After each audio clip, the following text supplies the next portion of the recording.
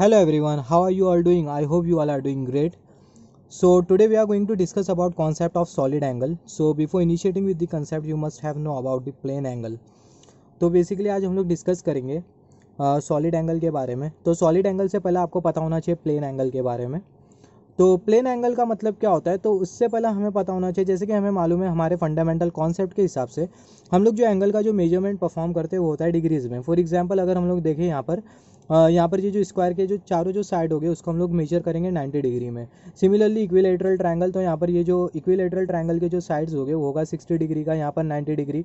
यहाँ पर right angle triangle हमने एज्यूम किया है तो यहाँ पर 30 डिग्री, यहाँ पर 60 डिग्री, यहाँ पर 90 डिग्री। तो यहाँ पर अगर हम लोग देखें बेसिकली हम लोग जो एंगल का जो मेजरमेंट परफॉर्म करते हैं वो होता है डिग्रीज़ में। 60 डिग्री हो गया, 90 डिग्री हो गया, 80 डिग्री हो गया। तो ऐसा हम लोग एंगल का जो मेजरमेंट होता है वो परफॉर्म करते हैं। मगर अगर हम लोग देखें इंजीनियरिंग में या फिर मैथमेटिक्स में या फिर higher order physics, higher order mathematics specifically, दोनों में क्या होता है, जो डिग्रीज़ का जो कॉन्सेप्ट होता है वो लिमिटेड होता है। मतलब जो मेजरमेंट का जो सिस्टम होता है with the help of degree, उसका जो सिग्निफिकेंस होता है बहुत कम होता है। तो इन तीनों ब्रांचेस में, फॉर एग्जांपल मैथमेटिक्स, फिजिक्स और इंजीनियरिंग में, जो डिग्री का जो कॉन्सेप्ट होता है बहुत लिमिटेड होता है और हम लोग ज़्यादातर एक यूनिट का यूज़ करते हैं और वो जो यूनिट होती है वो होती है रेडियन। तो सॉलिड एंगल स्टार्ट करने से पहले हम लोग डिस्कस करेंगे रेडियन के बारे में, फिर उसके बाद हम लोग बात करेंगे सॉलिड एंगल के बारे में। तो यहाँ पर हमने कंसीडर किया ये है सर्कल और ये है सर्कल का सेंटर। सेंटर से हम लोग ड्रॉ करेंगे कुछ इस तरीके का रेडियस। यहाँ पर हमने रेडियस ड्रॉ किया। यहाँ पर ये वाला जो एंगल होगा वो होगा थीटा और ये वाले एंगल को ही हम लोग बोलते हैं प्लेन एंगल। यहाँ पर हमें मिलेंगी आर्क लेंथ या फिर बोल सकते हैं लेंथ ऑफ द आर्क, जिसको हमने शो किया एल से। तो जो थीटा होगा वो बराबर में होगा length of the arc divided by radius. तो जो थीटा होगा वो बराबर में होगा एल डिवाइडेड बाय आर। यहाँ पर ये जो एल है वो है लेंथ और जो लेंथ की जो यूनिट होती है वो होती है मीटर। सिमिलरली जो रेडियस है उसको भी हम लोग मेजर करते हैं मीटर में, तो जो मीटर मीटर हो जाएगा कैंसिल।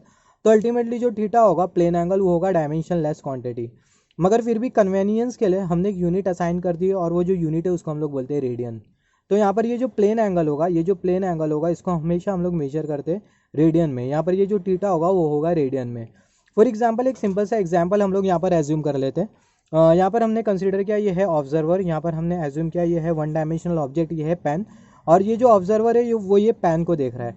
तो जो पेन होगी ये पेन के दो साइड हो गए, दो साइड्स हो गए, एक ये वाली साइड और एक ये वाली साइड। तो हम लोग एक ये वाली साइड से सेगमेंट ड्रॉ करेंगे और एक ये वाली साइड से हम लोग सेगमेंट ड्रॉ करेंगे और दोनों जो सेगमेंट होगी एक पर्टिकुलर पॉइंट पर इंटरसेक्ट करेंगी और जो पॉइंट ऑफ इंटरसेक्शन है वहाँ पर हम लोग एज्यूम कर लेते हैं ऑब्जर्वर की आइज।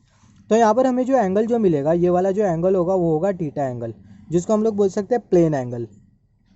तो प्लेन एंगल होगा कितना, इसको हम लोग मेजर कैसा करें अभी उसी के बारे में हम लोग डिस्कस करेंगे। तो ये जो थीटा है प्लेन एंगल के मेजरमेंट के लिए हम लोग क्या करते हैं, ये जो ऑब्जर्वर की जो आइज होगी उसको हम लोग एज्यूम करेंगे सेंटर में एक सर्कल के। तो यहाँ पर हमने कंसीडर किया है ये है सर्कल, ये सर्कल हमने कंसीडर किया है। सर्कल के सेंटर में हमने एज्यूम किया है ऑब्जर्वर की आइज और ये है पेन जिसको ये ऑब्जर्वर देख रहा है और ये जो पेन है वो ये ऑब्जर्वर की आइज में जो एंगल कवर कर रही है वो है थीटा एंगल, जो कि है प्लेन एंगल।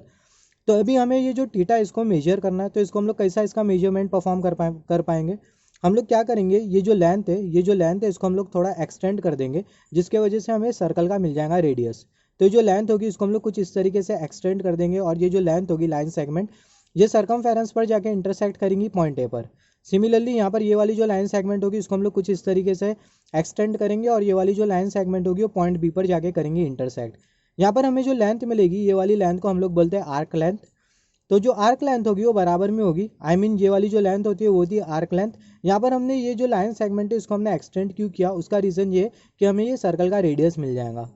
तो हमें पता है ये जो थीटा जो कि होगा प्लेन एंगल वो बराबर में होगा length of the arc divided by length of the radius. अगर ये आर्क की लेंथ अगर 2 सेंटीमीटर है और अगर रेडियस की लेंथ अगर 5 सेंटीमीटर है तो उस केस में जो थीटा होगा जो कि होगा प्लेन एंगल वो होगा 0.4 रेडियन का। तो कुछ इस तरीके से हम लोग ये जो प्लेन एंगल होता है उसका हम लोग मेजरमेंट परफॉर्म करते हैं। यहाँ पर मैं आपको इतना सब क्यों बता रहा हूँ ये लेवल पर, उसका रीज़न ये है कि इसके आगे आपको समझना है सॉलिड एंगल का कॉन्सेप्ट। तो अभी हम लोग मान लेते हैं ये जो ऑब्जर्वर है वो पेन को नहीं देख रहा है, एक बुक को देख रहा है। तो ये जो बुक होगी इसके 4 साइड हो गए, एक ये वाला साइड, एक ये वाला साइड, एक ये वाला साइड और एक ये वाला साइड। तो अभी हम लोग क्या करेंगे, जैसे कि हमने यहाँ पर ये दोनों साइड से एक सेगमेंट ड्रॉ करी थी और ये सेगमेंट एक पर्टिकुलर पॉइंट पर जाके करी थी इंटरसेक्ट, जहाँ पर ऑब्जर्वर की आइज लाई कर रही थी। सिमिलरली अभी ये चारों साइड से हम लोग ड्रॉ करेंगे एक सेगमेंट और ये जो चारों जो सेगमेंट होगी यहाँ पर हमें 4 सेगमेंट ड्रॉ करना होगा। यहाँ पर ये जो बुक है इसके 4 साइड है, तो ऑब्वियसली यहाँ पर हमें ड्रॉ करना होगा 4 सेगमेंट, और चारों जो सेगमेंट होगी वो एक पर्टिकुलर पॉइंट पर इंटरसेक्ट करेंगी और पॉइंट ऑफ इंटरसेक्शन पर ऑब्जर्वर की आइज लाई करेगी। तो यहाँ पर अगर हम लोग देखें, यहाँ पर जब हम लोग जैसे कि हमने यहाँ पर ये दोनों लाइन सेगमेंट को जब हम लोग ज्वाइन किया था कुछ इस तरीके से, तो यहाँ पर हमें एक प्लेन एंगल मिला था जिसको हमने शो किया था थीटा से। सिमिलरली जब हम लोग ये चारों लाइन सेगमेंट को कुछ इस तरीके से ज्वाइन करेंगे तो यहाँ पर हमें एक एंगल मिलेगा। ये जो एंगल होगा इसको हम लोग बोलेंगे सॉलिड एंगल। जब चारों लाइन सेगमेंट को हम लोग जब कनेक्ट करेंगे तो हमें यहाँ पर जो एंगल मिलेगा वो जो एंगल होगा उसी को हम लोग बोलेंगे सॉलिड एंगल। तो जो सॉलिड एंगल होता है उसको हम लोग शो करते हैं ओमेगा से। अब ये सॉलिड एंगल का मेजरमेंट हम लोग कैसा परफॉर्म करेंगे, तो जैसे कि हमने यहाँ पर जब प्लेन एंगल का मेजरमेंट कर रहे थे तो उस केस में हमने कंसीडर किया था सर्कल, और वो सर्कल के सेंटर में हमने कंसीडर किया था ऑब्जर्वर की आइज। सिमिलरली जब हम लोग ये जो सॉलिड एंगल है उसका मेजरमेंट परफॉर्म करेंगे तो हम लोग कंसीडर करेंगे स्फीयर, और वो जो स्फीयर का जो सेंटर होगा स्फीयर के सेंटर में लाई करेगी ऑब्जर्वर की आइज। तो कुछ इस तरीके से हम लोग कंसीडर करेंगे स्फीयर, और ये जो स्फीयर का जो सेंटर होगा ये सेंटर पॉइंट पर लाई करेगी ऑब्जर्वर की आइज। तो यहाँ पर हमने कंसीडर किया है सेम एग्जाम्पल, यहाँ पर हमने सेम एग्जाम्पल कंसीडर किया है। यहाँ पर हमने कंसीडर किया है यह है स्फीयर, और यह है स्फीयर का सेंटर जहाँ पर लाई कर रही है ऑब्जर्वर की आइज, और यहाँ पर हमने कंसीडर किया है बुक। यहाँ पर ये वाली जो फिगर है इसको हम लोग यहाँ पर कुछ इस तरीके से समझ सकते हैं। यहाँ पर ये जो ऑब्जर्वर की जो आइज है वो स्फीयर के सेंटर पर लाई कर रही है, और यहाँ पर हमने ये बुक कंसीडर किया है। तो ये जो बुक होगी वो कुछ इस तरीके से, कुछ ये जो लाइन सेगमेंट हमने यहाँ पर जो ड्रॉ किया है, ये बुक के जो चारों जो साइड होगी, चारों साइड से हमने लाइन सेगमेंट जो कुछ इस तरीके से ड्रॉ किया है, और जब हम लोग चारों लाइन सेगमेंट को कनेक्ट करेंगे तो यहाँ पर हमें मिलेगा सॉलिड एंगल। यहाँ पर अगर हम लोग देखें, जब हम लोग आर्क लेंथ को मेजर कर रहे थे, जब हम लोग लेंथ ऑफ द आर्क को मेजर कर रहे थे तो उस केस में हमने क्या किया था, ये जो लेंथ थी इसको हमने और आगे एक्सटेंड कर दिया था, और ये जो लेंथ थी वो पॉइंट ए और पॉइंट बी पर जाके कर रही थी इंटरसेक्ट, और दोनों के बीच में हमें एक लेंथ मिल रही थी जिसको हम लोग बोल रहे थे length of the arc. Similarly यहाँ पर ये वाली हमने जो चारों जो लाइन सेगमेंट ड्रॉ करी है, ये चारों लाइन सेगमेंट को हम लोग आगे करेंगे प्रोपगेट, जिसके वजह से जो चारों जो लाइन सेगमेंट होगी वो स्फीयर के सरफेस पर जाके करेंगी इंटरसेक्ट, जिसके वजह से स्फीयर के सरफेस पर बनेगा एक एरिया, और वो जो एरिया होगा उसको हम लोग बोलेंगे प्रोजेक्टेड एरिया, या फिर उसको हम लोग बोल सकते हैं एरिया ऑफ प्रोजेक्शन। तो यहाँ पर ये जो एरिया ऑफ प्रोजेक्शन होता है उसको हम लोग शो करते हैं कैपिटल लेटर ए से। जैसे कि आर्क लेंथ में हमने क्या किया था, ये जो लेंथ थी इसको हमने एक्सटेंड किया था, ये वाली जो लाइन सेगमेंट थी इसको हमने एक्सटेंड किया था, जिसके वजह से ये जो लाइन सेगमेंट थी ये सर्कल के सर्कमफेरेंस पर जाके कर रही थी इंटरसेक्ट, और हमें यहाँ पर जो लेंथ मिल रही थी उसको हमने कंसीडर किया था आर्क लेंथ। सिमिलरली यहाँ पर ये वाली जो लेंथ है इसको हम लोग आगे प्रोपगेट करेंगे, ये वाली जो लाइन सेगमेंट है इसको हम लोग आगे प्रोपगेट करेंगे, और ये वाली जो लाइन सेगमेंट होगी स्फीयर के सरफेस पर जाके करेंगे इंटरसेक्ट, और सरफेस पर बनेगा एक एरिया जिसको हम लोग बोलेंगे प्रोजेक्टेड एरिया। तो जो प्रोजेक्टेड एरिया होता है उसको हम लोग शो करते हैं कैपिटल लेटर ए से।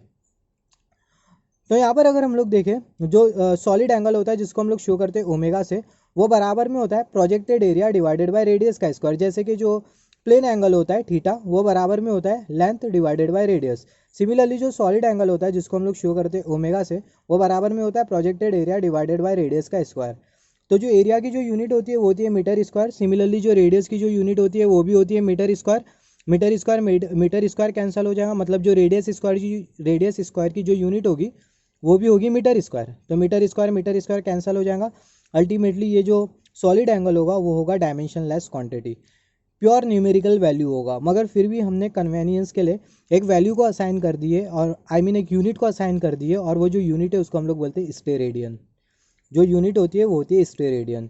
जैसे कि यहाँ पर हमने क्या डिस्कस किया था प्लेन एंगल के कॉन्सेप्ट में, यहाँ पर जो लेंथ ऑफ द आर्क और जो लेंथ ऑफ द जो रेडियस है दोनों की जो यूनिट होती है वो सेम होती है, जिसके वजह से दोनों कैंसिल हो जाते हैं। अल्टीमेटली जो प्लेन एंगल होता है वो एक यूनिटलेस क्वांटिटी होता है, या फिर बोल सकते हैं डायमेंशनलेस क्वांटिटी होता है, मगर कन्वेनियंस के लिए हमने एक यूनिट असाइन कर दी है जिसको हमने बोला है रेडियन। तो जो प्लेन एंगल होता है उसका मेजरमेंट हम लोग बेसिकली रेडियन में परफॉर्म करते हैं, और जो सॉलिड एंगल होता है उसका जो मेजरमेंट होता है या फिर जो उसकी जो यूनिट होती है वो होती है स्टेरेडियन। जो सॉलिड एंगल होता है उसकी जो यूनिट होती है वो होती है स्टेरेडियन। जो सॉलिड एंगल होता है वो होता है 2 डायमेंशनल एंगल, और जो प्लेन एंगल होता है वो होता है 1 डायमेंशनल एंगल। यहाँ पर आपको ये चीज़ पता होना चाहिए, जो प्लेन एंगल होता है वो होता है 1 डायमेंशनल एंगल। एक्चुअली यहाँ पर मैंने 2 लिख दिया था मिस्टेकली। तो यहाँ पर जो प्लेन एंगल होता है वो होता है 1 डायमेंशनल एंगल, और जो सॉलिड एंगल होता है वो होता है 2 डायमेंशनल एंगल। इसके बारे में आपको पता होना चाहिए। तो सॉलिड एंगल में एटलीस्ट आपको प्रोजेक्टेड एरिया के बारे में पता होना चाहिए, या फिर जो एरिया ऑफ प्रोजेक्शन है उसका मतलब क्या है वो आपको पता होना चाहिए, क्योंकि जब हम लोग गॉसेस लॉ को प्रूव करेंगे with the help of solid angle, तो उस केस में हम लोग सॉलिड एंगल के कॉन्सेप्ट को यूज़ करेंगे।